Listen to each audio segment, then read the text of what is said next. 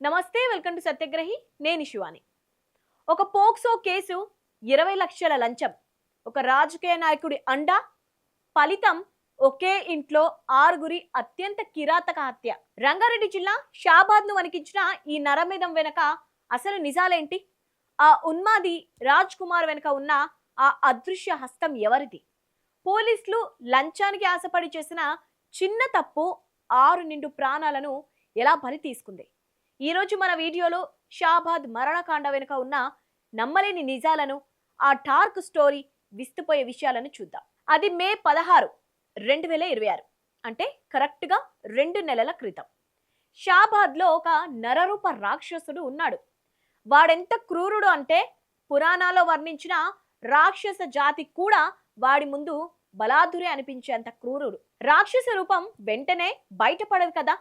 ఎంత పెద్ద రాక్షసుడైనా ముందు మనిషి తోలు కప్పుకునే ఉంటాడు. వీడు కూడా అంతే.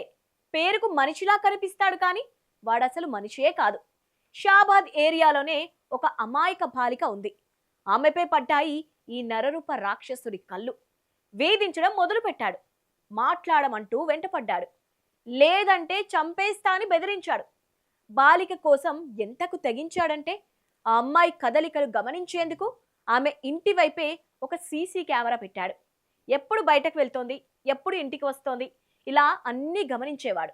అమ్మాయి ఫ్యామిలీ అడ్డుకోవడానికి ట్రై చేస్తే వాడిలో ఉన్మాది బయటకు వచ్చేవాడు.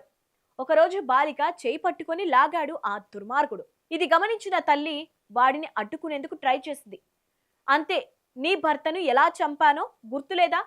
నిన్ను కూడా అలాగే చంపేస్తా అని బెదిరింపులకు దిగాడు. దీంతో భయపడిన ఆ కుటుంబం మే 16న పోలీసులను ఆశ్రయించింది. ఇక్కడే అసలు ట్విస్ట్ మొదలైంది. చంపేస్తానని అంత బహిరంగంగా బెదిరిస్తే పోలీసులు నిందితుడిపై కఠినమైన సెక్షన్లు పెట్టాలి. వాడి గురించి తెలిసి బాధిత కుటుంబానికి రక్షణ కల్పించాలి. కానీ అక్కడ సీన్ రివర్స్ అయింది. కానీ వారు తూతూ మంత్రంగా కేసులు పెట్టారంట.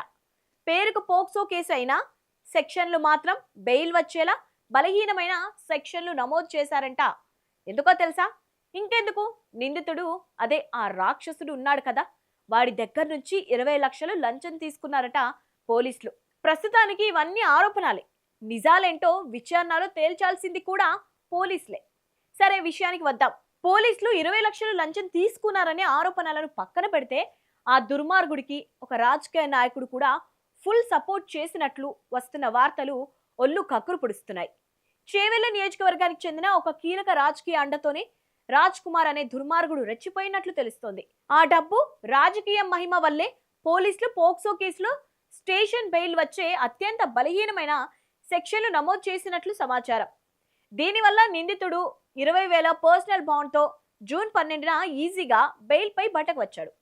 ఇందులో ఇంకో దుర్మార్గమైన విషయం ఏంటంటే పోలీసులు ఇప్పటి వరకు బాధితుల వాగ్మూలం కూడా తీసుకోకపోవడం.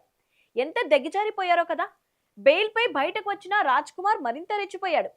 బాధితులు తనను జైలుకు పంపించారన్న కసి పెరిగింది. తనపై కేసు పెట్టిన బాలిక కుటుంబంపై, అలాగే తన విచ్చలవిడి జీవితాన్ని ప్రశ్నిస్తున్న సొంత భార్య సరితపై పగ పెంచుకున్నాడు. ఒకరి తర్వాత ఒకరిని ఆరుగురిని అత్యంత దారుణంగా హతమార్చాడు. ఇక్కడ ఇంకో బాధాకరమైన విషయం ఏంటంటే తనను చంపేస్తాడని నిందితుడి భార్య సరితకు ముందే తెలియడం.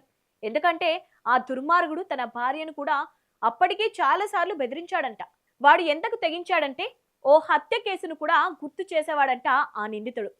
యూట్యూబర్ వైష్ణవిని చంపితే ఎవరైనా ఏం చేశారు, నిన్ను చంపితే నన్ను కూడా ఎవరు ఏం చేయలేరు అని ఓ ఉన్మాదిలా సైకోలా మాట్లాడేవాడంట. ఆ తర్వాత అన్నంత పని చేశాడు. తన భార్యను, అపంశుభం తెలియని 2 చిన్నారులను కిరాతకంగా హతమార్చాడు. తనపై కేసు పెట్టిన బాధిత కుటుంబాన్ని కూడా కడతేర్చాడు. అసలు నేరస్తుల మనస్తత్వాన్ని బట్టి వారిని అంచనా వేయగలిగే పోలీసులు ఎంత జాగ్రత్తగా ఉండాలి, బాధితులకు ఎలాంటి రక్షణ కల్పించాలి, ఈ విషయంలో పోలీసుల వైఫల్యం స్పష్టంగా కనిపిస్తోంది. ఒకవేళ పోలీసులు నిజంగానే 20 లక్షలు లంచం తీసుకొని బెయిల్ వచ్చేందుకు సహకరించి ఉంటే నిందితుడితో సమానమైన శిక్ష వారికి కూడా పడాల్సిందే. వారే సహకరించకపోతే 6 అమాయకులు ప్రాణాలు కోల్పోయేవారా? ఇకనైనా ఇలాంటి దారుణాలు జరగకుండా పోలీసులు వ్యవస్థ అప్రమత్తంగా ఉండాల్సిన అవసరం ఉంది.